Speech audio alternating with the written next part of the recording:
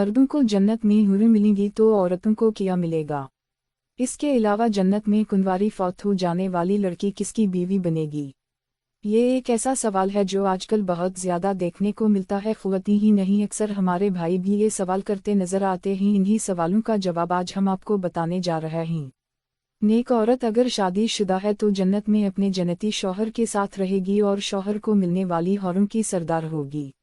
और अल्लाह तबारक व तआला इस औरत को इन सब से हसीन व जमील बनाएगा और वो मियाँ बीवी आपस में टूटकर मोहब्बत करने वाले होंगे।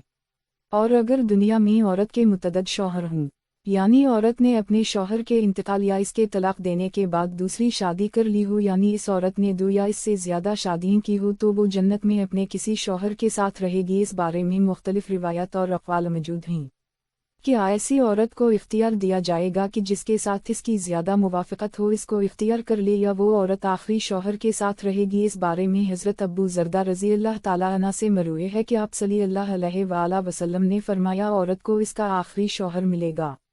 उसी तरह एक और मकाम पर बयान हुआ कि औरत इस शौहर के साथ रहेगी जिसने दुनिया में इसके साथ अच्छे अखलाक का बर्ताव किया होगा, और वो शौहर जिसने औरत पर ज़ुल्म किया होगा, इसको तंग किया होगा, वो इस औरत से महरूम रहेगा। हज़रत उम्मे सलमा रज़ी अल्लाह ताला अन्हा की एक रिवायत में है कि इन्होंने आप सल्लल्लाहु अलैहि वसल्लम से पूछा, किसी के 2 शौहर हों तो जन्नत में किसके साथ रहेगी?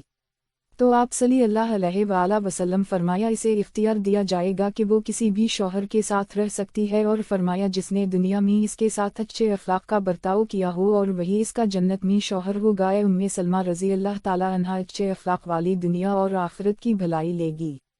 और अगर औरत कुंवारी हो, यानी इसकी शादी से पहले ही इंतकाल हो गया हो या शादी शुदा हो तो हो, लेकिन इसका शौहर जन्नती ना हो, तो जन्नत में जिस मर्द को भी वो पसंद करेगी